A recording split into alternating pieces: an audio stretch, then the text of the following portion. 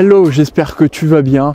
Aujourd'hui, on va parler de l'importance d'effectuer des tests. Je suis actuellement sur la voie verte, une voie que tu as déjà vue dans une de mes vidéos précédentes. J'étais déjà venu là. Pourquoi je suis là encore aujourd'hui ? Parce qu'en fait, c'est pas parce que je veux me balader, parce qu'à 8h du matin, pour se balader, il fait un peu froid actuellement. C'est parce que j'ai dû amener ma voiture au contrôle technique qui est juste à côté et j'ai une demi-heure à tuer. Donc la voie verte est juste à côté et je me suis dit, c'est un endroit sympa, calme pour te faire une vidéo. Donc voyons l'importance d'effectuer des tests. C'est parti. Il y a deux problèmes auxquels il faut penser. C'est déjà, quand tu lances un projet, un business, quel qu'il soit, toujours anticiper les éventuels bugs, les éventuels soucis, tous les problèmes qui peuvent arriver. Et là, il faut vraiment penser à effectuer des tests. C'est tout con, mais il faut y penser. Parce que souvent, on peut se lancer comme ça, bim, sans avoir effectué de tests, et ça peut créer des problèmes. Le deuxième problème auquel il faut penser, c'est tu as lancé un projet, un business, tu as effectué des tests, mais pas très poussés. Tu l'as lancé, il est en route, et ce qui se passe, c'est que y a des bugs, il y a des soucis. Et là, il faut vite réagir pour régler ces problèmes. Parce que sinon, ça peut créer des problèmes avec ton client, avec les clients avec les clients de ton client. Donc, ça peut être les deux problèmes qu'il faut vraiment résoudre. Alors, dans le cadre de cette vidéo, je vais te parler d'un cas que j'ai vécu, qui est là sur la technique, mais prends bien conscience que effectuer des tests, ça s'applique dans tous les cas. Avec Marketing Humanist, on a mis en place un nouveau système de paiement, donc tout un système tunnel de vente, paiement, etc., qui n'existe pas encore. Et le truc là, c'est comme c'est nouveau, évidemment, au départ, quand on l'a lancé, c'était pas fiable à 100% parce que c'est nouveau, il y a forcément des bugs. Et ce qu'on a fait, c'est qu'on a très vite lancé le truc en effectuant des peu de tests. Et ce qui s'est passé, bien évidemment, il y a eu des bugs, il y a eu des soucis. Et là, on a dû très vite réagir. Pourquoi dans ce moment-là, il faut très vite réagir ? Parce que tu dis que si tu lances quelque chose qui n'est pas fiable à 100%, qui a des soucis, ton client ne va pas être content et les clients de ton client ne vont pas être contents. C'est-à-dire que les clients de ton client vont vouloir, par exemple, acheter quelque chose, ça va pas fonctionner, le lien de paiement va pas fonctionner, ils vont pas recevoir leurs produits, etc. Là, je te parle de problèmes bateaux, mais il peut y en avoir des problèmes beaucoup plus compliqués.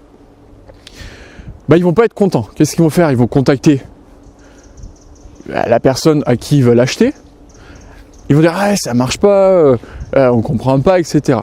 Et du coup ton client va venir vers toi en disant écoute, ça marche pas, c'est pas cool quoi.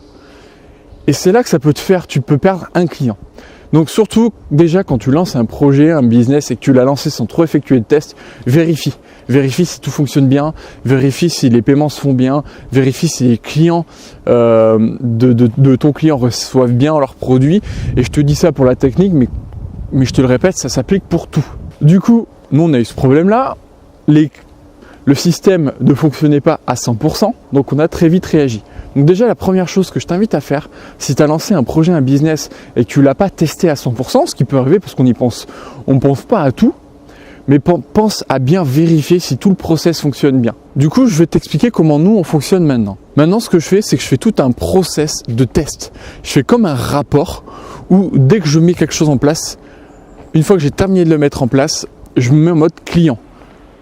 Quel est le process dans lequel va rentrer le client ? Par exemple, si c'est l'achat d'un produit de formation dématérialisé sur internet, moi ce que je fais, c'est que je me mets dans un navigateur privé et là je fais tout le process comme un client et je check, tu vois, au préalable je me fais une liste parce que je sais à peu près comment va se passer le process et ensuite je me mets en mode client, je teste, ok, le lien de la page ça marche nickel, je check, je passe ma commande, le produit s'ajoute bien au panier, check, ok, nickel.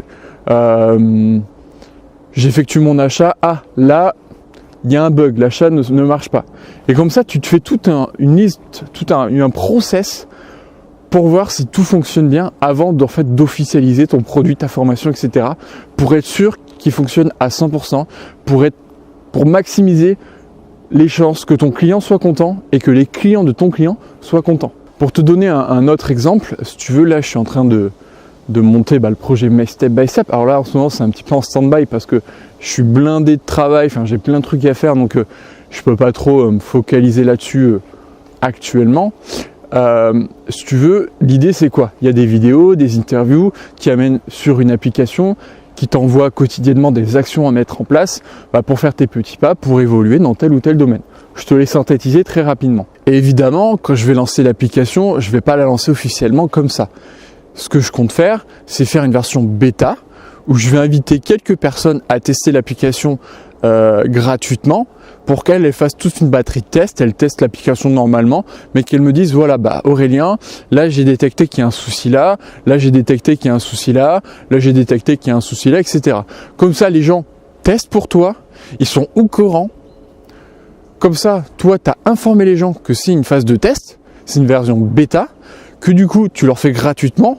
Mais en contrepartie, il faut qu'ils sachent que ce ne sera pas fonctionnel à 100% et que c'est grâce à eux que tu vas pouvoir vraiment sortir une version qui va être officialisée, qui va fonctionner à 100% et qui du coup va faire en sorte que les clients soient contents. Donc je t'invite vraiment à, si tu lances un projet, un business, à faire des tests, soit à tester toi-même tout le process, soit à faire une version par exemple de test ou bêta où tu vas inviter les gens en les informant que ok, pour toi c'est gratuit, par contre il faut que tu testes le produit quotidiennement, il faut que tu m'informes de tous les bugs, les problèmes, pour que moi j'en puisse en faire une version finalisée, une version qui fonctionne. Ou alors, si tu as déjà lancé ton projet, ton business et qu'il y a des bugs, réagis le plus vite possible.